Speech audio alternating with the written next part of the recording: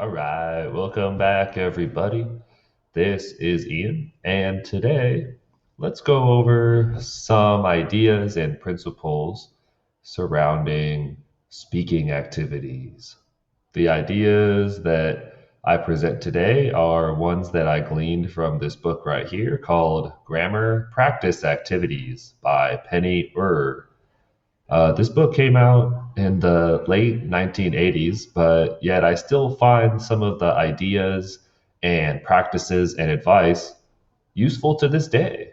So, according to a good language practice task has both a very clear objective, and B, it has active language use.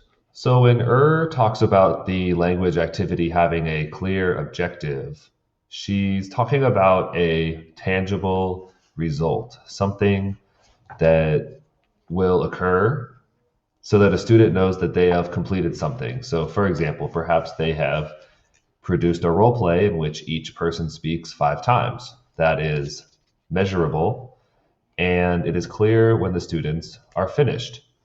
And finally, the objective should be simple to articulate. Finally, I wanted to bring up a quick passage that I thought was very interesting. Writes, if the main objective, however, is to get some non linguistic result, the task is usually much more interesting and has a lot more learning value. By this, I think she means rather than telling students to make 5 sentences using the conditional, ask them to describe 5 counterfactual situations based on maybe 5 given prompts. If I had $1 million, if school was canceled today, blah, blah, blah. This is non linguistic because the goal is to communicate an idea, not just to use a language structure.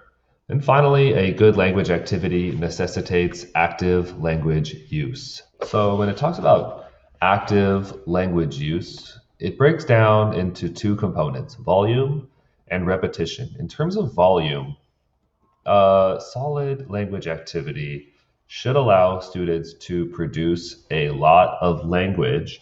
As puts it, we should make sure that the activity is in fact based mainly on using language and does not waste too much time on mime, artistic creation, or silent brain racking.